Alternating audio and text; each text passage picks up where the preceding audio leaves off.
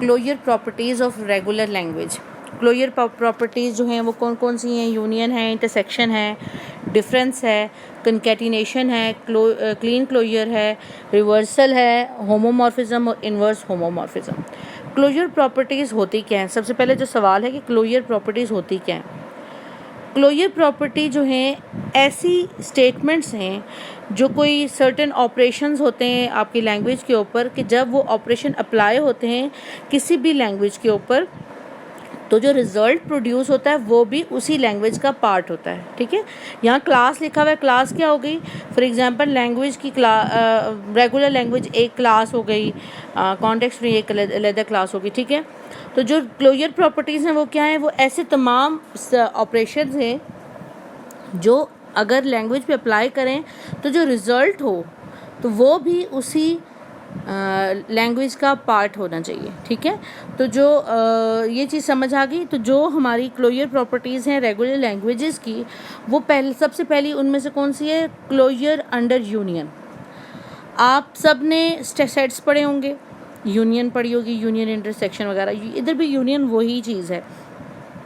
Means ये कि अगर आपके पास दो सेट हैं, ठीक है, लैंग्वेज 1 और लैंग्वेज 2, उनके जो वर्ड्स आते हैं, जो स्ट्रिंग्स हैं, अगर वो आपके पास दो लैंग्वेजेस के हैं तो जो अगर उनकी आप यूनियन करेंगे तो जो रिजल्टिंग होगा वो भी आपकी पार्ट होगा आपके रेगुलर लैंग्वेज का। ठीक है, अब क्या है कि अगर आपकी एल और एम की एग्जांपल है, वो रेगुलर लैंग्वेज हैं, तो जो एल यूनियन एम है वो क्या होगी? वो भी रेगुलर लैंग्वेज होगी।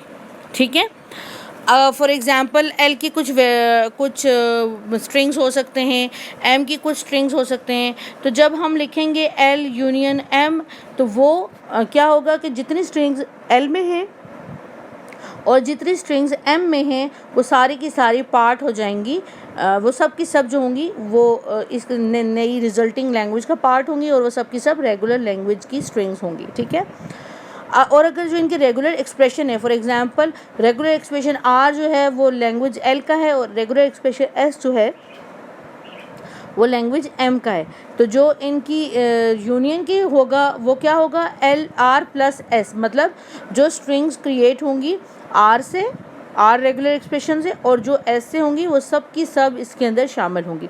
तो पहली प्रॉपर्टी क्या होगी क्लोजर की? Closure property union. दूसरी प्रॉपर्टी क्या है? कंकैटिनेशन। अगेन आपने मैथ्स में सेट थ्योरी के अंदर कंकैटिनेशन पढ़ी होगी।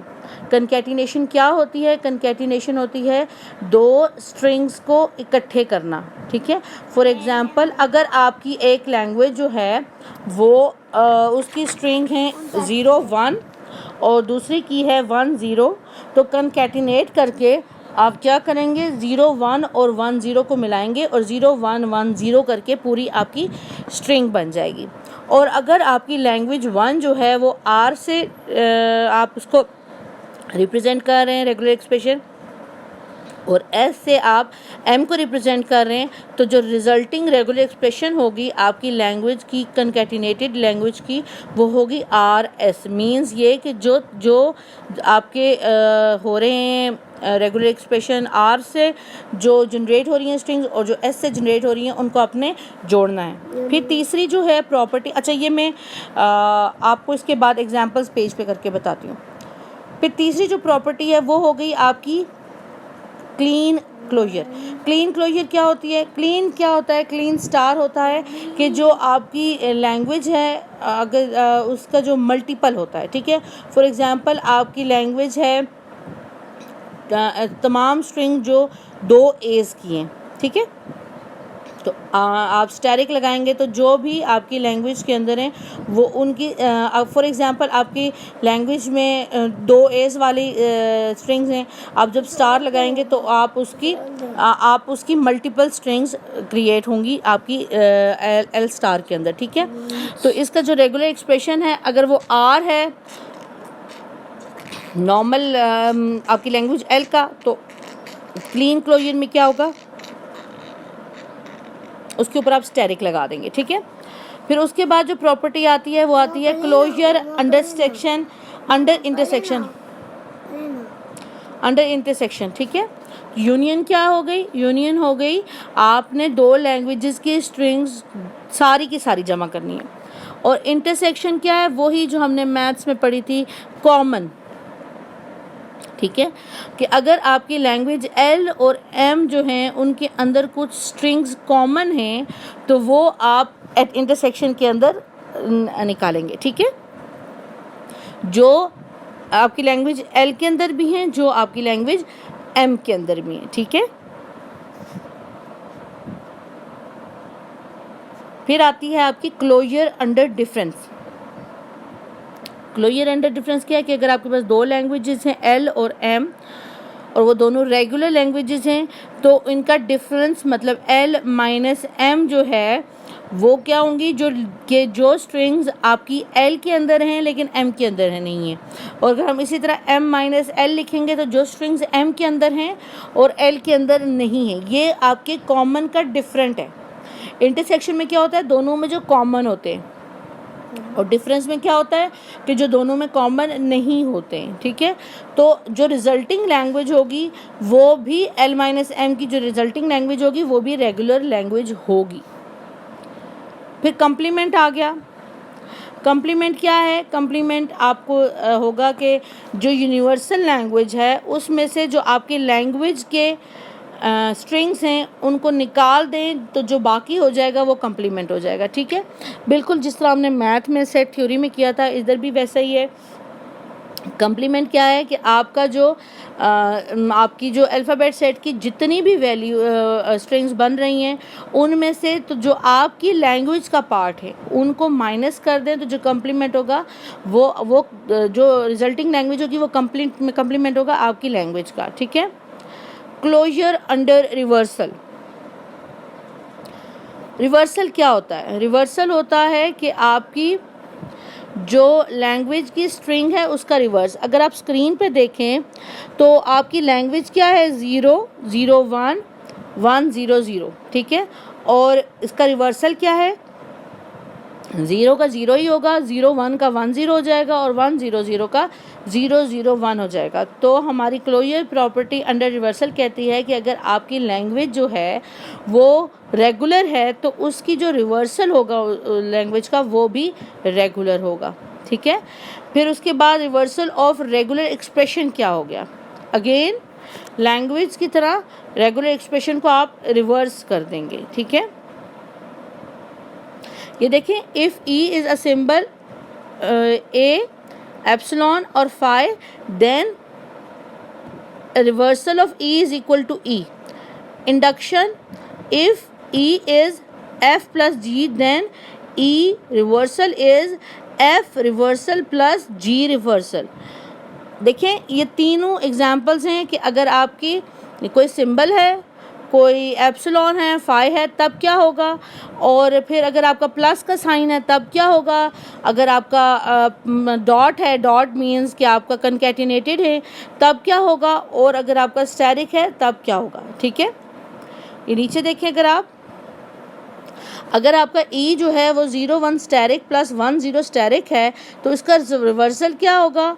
आपको 0 1 स्टेरिक के ऊपर आर लगा दें और 1 0 स्टेरिक के ऊपर आर लगा दें तो आपका जो है 0 1 हो जाएगा 1 0 और 1 0 हो जाएगा 0 1, ठीक है। लेकिन स्टेरिक अपनी जगह रहेगा, मतलब पहले में स्टेरिक 1 के ऊपर है तो नीचे हम रिवर्सल में देखें तो पहले में स्टेरिक 1 के ऊपर ही रहेगा और दूसरे में स्टेरिक 0 के ऊपर है तो वो 0 के ऊपर ही रहेगा। यहाँ तक चीज़ समझ आ गई। उसके बाद आ जाती है होमोमॉर्फिज्म। होमोमॉर्फिज्म क्या है? Homomorphism on an alphabet is a function that gives a string for each symbol in that alphabet।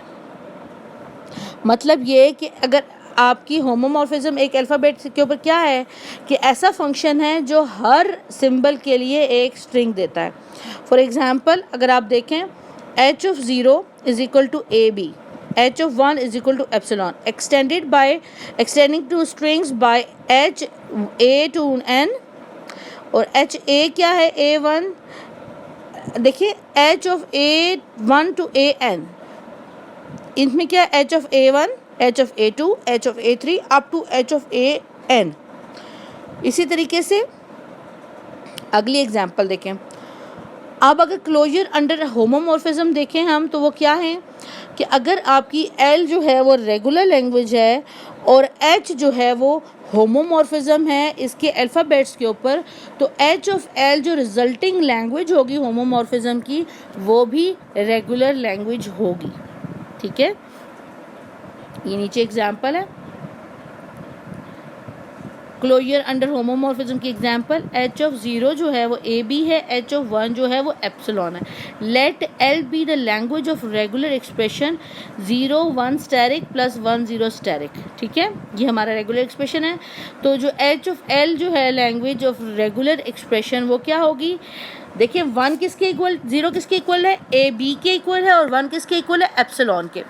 0 की जगह हमने ए बी पुट किया और 1 की जगह हमने एप्सिलॉन पुट किया। फिर जब दूसरे में आए प्लस, 1 की जगह एप्सिलॉन पुट किया और 0 की जगह ए बी पुट किया। अब 0 की जगह ए बी है तो स्टेरिक दोनों के ऊपर आएगा। ठीक है, तो हमने इसीलिए पैरेंथेसिस यूज़ किए हैं ताकि आपके दोनों के ऊपर आए।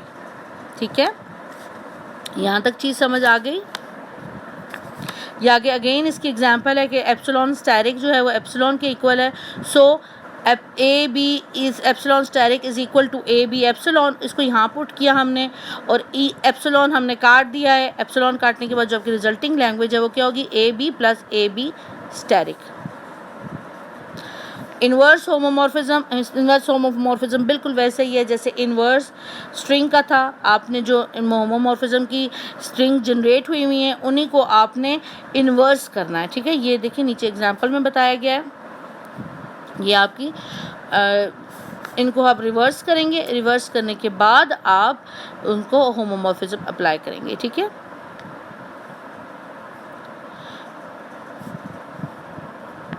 अच्छा यहाँ तक आज का ख़त्म हो गया है क्लोजर प्रॉपर्टीज़।